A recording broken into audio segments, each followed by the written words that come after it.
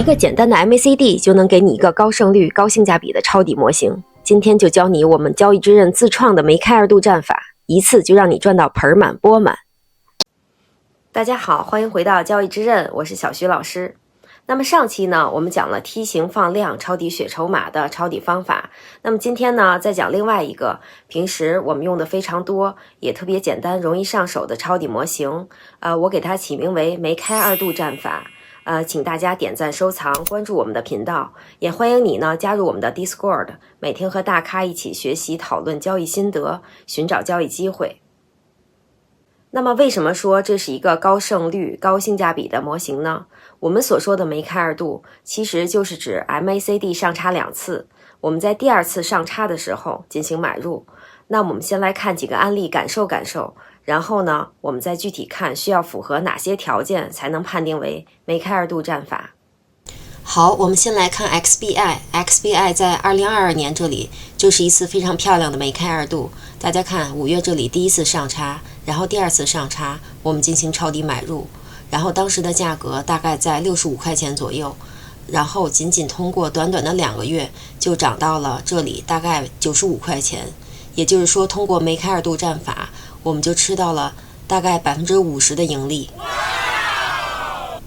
我们再来看另外一个例子，这里是苹果这里也是一次非常完美的梅开二度。大家看这里经历了第1次上插，然后下插，然后第2次上插的时候我们进行买入，当时的价格大概是在130多块钱，之后我们迎来了一大波的上涨趋势，最高的时候我们涨到了大概170多块钱。170多减去130多，大概40块钱的盈利，也就是将近超过20%的利润。那我们可以看到这个战法实施起来它是非常有效的，但是真的只要 MACD 上插2次，然后我们在第2次上插的时候进行抄底买入，就可以让我们大赚一笔，赚得盆满钵满吗？答案肯定不是。股市的操作从来都不会这么的简单。我们下面就来探究一下，究竟符合什么样的条件才能应用这种策略呢？首先，第一个条件就是，当 MACD 在0轴之下，上插2次，并且第2次要比第1次的位置要高。好，那我们现在看图来理解一下。首先 ，MACD 的快线和慢线都要在0轴之下，而且它的2次上插，大家看，这是第1次上插，之后下插。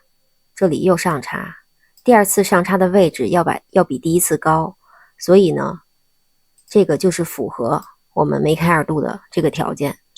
那么这里呢，大家再看一下，符合吗？这是第1次上插，之后这里下插，这里再次上插，大家看这2次的位置几乎是一样的，它呢就不符合我们这个梅开二度的这个第一个条件。第2个条件呢，就是我们要观察 MACD 第1次上插之后快线和慢线的状态，它们这2根线一定要干净利落，并且具有一定的力度。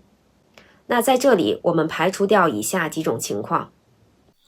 首先，第1次上插之后双线不能非常猛烈，直接拉开冲了上去，这种比如直接拉回了0轴以上，这种呢，一般我们叫 MACD 双线强势突破0轴，蛟龙出水。因为拉回了0轴，意味着它的趋势已经转牛了。第2种情况呢，双线在第1次上插之后，不能出现这种纠缠的情况，这种也不行。所以总结就是，双线第1次上插后，要干净、利落、干脆。第3个条件。也是第2个条件的一个补充，就是第1波的反弹应该具有一定的力度。那怎么去看呢？就是第1波的反弹时间最好是上一个下跌周期的1/3以上。那大家看这里是一个梅开二度吗？它并不是。大家看它第1波的力度不够大，也就是绿柱子和红柱子相比，这里反弹的时间非常短，这个绿柱子只有3天。下面我们来看一个案例。同时我们找一下梅开二度的止损点应该设在哪里好。